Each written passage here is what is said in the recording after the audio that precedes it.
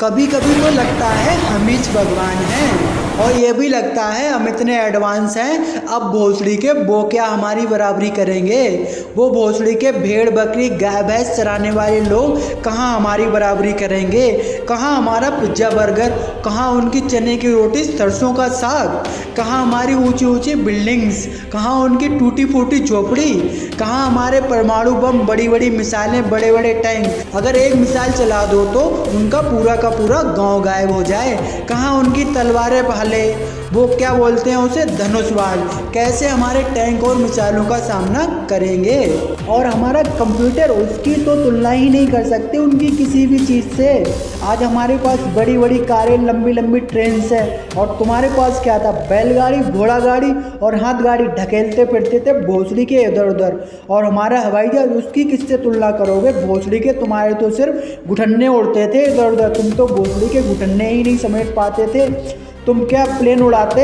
कुछ इसी तरह के अतरंगी ख्यालों में डूबा मैं मन ही मन खुश हुए जा रहा था। और इतनी देर में मैंने जाने कितनी दफ़ा अपने आप की पीठ थपथपाई होगी और अपनी तुलना पुराने ज़माने के राजा महाराजाओं से की होगी, जिनके पास मन बनाने के लिए कुछ दासियाँ, कहीं जाने के लिए घोड़ा गाड़ी, बैलगाड़ी और युद्ध लड़ने के लिए सिर्फ तलवारें, भाले और वो क्या होता है, अरे हाँ, धनुषबाण। ये भी कोई ज़िंदगी थी। ज़िंदगी तो हमारी है। टीवी, फ्रिज, गाड़ी, बंगला, हवाई जहाज, क्या क्या नहीं है हमारे पास। हमारे पास पिज्ज़ा, बर्गर, कोल्ड ड्रिंक। भोसड़ी के दूध भी बोल दे। भोसड़ी के दूध तो तेरे बाप ने भी ना पिया। कभी अगर पिया होता तो तेरे जैसे नकारे पैदा ना होता। तू यहाँ पर बैठा बैठा पुराने जमाने के लोगों को बुरा भला सोच रहा है। उनकी अगर 1% काबिलियत भी अगर हमारे पास होती तो हम और तरक्की कर जाते। आजा तुझे बताता हूँ वो क्या थे और हम क्या हैं। ऐसे ही कुछ बिगड़े बोल मेरे बापू के थे, जो बहुत देर से मेरी बातों को दूर खड़े होकर सुने जा रहे थे। थोड़े से गुस्सा जरूर थे, पर उनके ज्ञान पेलने का अंदाज भी यही था। और जाने कितनी बार उन्होंने इसी अंदाज से मेरे ज्ञान की कोरे खोली थी। अब मुझे भी लगने लगा था आज मेरे बापू मुझे अपने ज्ञान के समुंदर में डुबोने वाले हैं और आज मुझे परम ज्ञान की अनुभूति होने वाली है। तो भाई चालू हो गए मेरे बापूजी और बोले, सुन रे बकलोल, जो तू आज अपने 1.5 फुटिया शरीर को देखकर इतरा रहा है, और जो तेरे बड़े बड़े साइंटिस्ट और उनके बड़े बड़े आविष्कार, उनके आविष्कारों के आगे कुछ भी नहीं थे। और जो तू अभी की बड़ी बड़ी गाड़ियां, लंबी लंबी ट्रेन्स को देखकर इतरा रहा है, और उसे क्या बोलते हैं, अरे हाँ, एरोप्लेन्स। और वो तेरा परमाणु बम, मिसाइलें, टैंक, जहाज, पनडुब्बी, भोसड़ी के उनके हथियारों के आगे छोटी सी माचिस की तिल्ली से ज़्यादा कुछ भी नहीं थे। और तुम भोसड़ी के क्या खाते हो, पिज्ज़ा बर्गर। भोसड़ी के उसी के चक्कर में तो तुम्हारे दिमाग खराब है। तू भोसड़ी के यहाँ बैठा बैठा तुलना कर रहा था उनकी चीज़ों और इस ज़माने की वस्तुओं से। मैं तेरी तुलना कराता हूँ। जो तेरे बड़े बड़े साइंटिस्ट, उनके बड़े बड़े आविष्कार और तेरे बड़े बड़े हथियार, वो तो भोसड़ी के उस जमाने के ऋषि मुनि हवन कुंड में आहुति डालकर ही बना देते थे।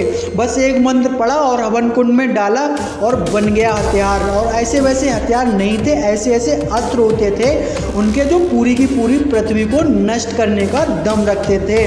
भोसड़ी के तूने रामायण महाभारत देखी है कभी? अगर देखी होती तो तू जानता श्री राम, श्री कृष्ण, अर्जुन, कर्ण, गुरुद्रोण, अश्वत्थामा जैसे योद्धाओं के पास कैसे कैसे अस्त्र थे। श्री राम का एक बाण पूरा का पूरा समुद्र सुखाने का दम रखता था। और जो तू आंधी तूफान बारिश भगवान की देन समझता है, वो तो श्री राम के एक बाण चलाने से आ जाया करती थी। और श्री कृष्ण का सुदर्शन चक्र तो इतना खतरनाक था कि किसी की गांड में भी छुप जाओ तो भी वो गला काट कर ले आता था। और जब अर्जुन, कर्ण, गुरुद्रोण और अश्वत्थामा जैसे योद्धा युद्ध लड़ते थे तो पृथ्वी पर प्रलय आ जाती थी। और तू अपने मोबाइल, कंप्यूटर और संचार पद्धति को अच्छा होने का रोना रो रहा है। एक काम तो हमारे नारद जी बीड़ा बजाते बजाते कर देते थे।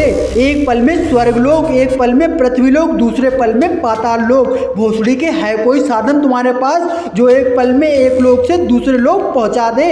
और जो तू अपने एरोप्लेन को उड़ता देखकर खुश होता रहता है, तो तेरी जानकारी के लिए बता दूं भोसड़ी के, उनके हाथी घोड़े भी उड़ते थे। भूल गया इनका ऐरावत हाथी? भूल गया जब भगवान राम लंका विजय करके अयोध्या आए थे अपने पुष्पक विमान से उड़ते हुए? भूल गया क्या उस जमाने में देवता असुर उड़ते हुए कहीं भी चले जाया करते थे? और जो तू टीवी पर राधे जैसी घटिया फिल्में और घटिया सीरियल देखता है और पता नहीं कितने सालों से रिकॉर्ड किए हुए वीडियो को देखकर मन बहलाता है, भोसड़ी के वो बासी चीज़ें पसंद नहीं करते थे। वो तो हर चीज़ लाइव देखना पसंद करते थे। उनके दरबार में तो आलिया कैटरीना से अच्छी हीरोइनें रहती थी, और वो भी बिना मेकअप की। तेरे इस जमाने की हीरोइनों के मेकअप उतरवा दो तो भोसड़ी के चुड़ैल दिखेंगी।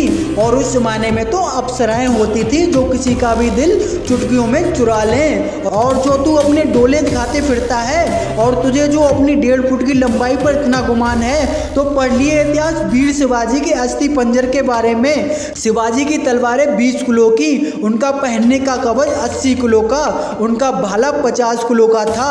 और सुन रहे 1.5 फुटिये, जितनी तेरी लंबाई है उतने बड़े तो उनके चला जा भोसड़ी के, ज़्यादा मुंह मत खुलवा मेरा।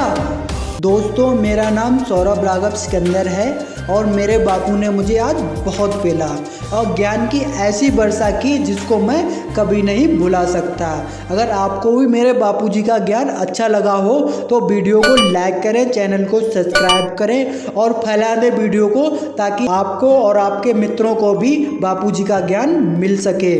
अब आपसे लेते हैं विदा, मिलते हैं नेक्स्ट वीडियो में नई और अमूल्य जानकारी लेकर, वो भी इसी अंदाज में। बाय बाय, टेक केयर, अपना ख्याल रखना और अपने परिवार का।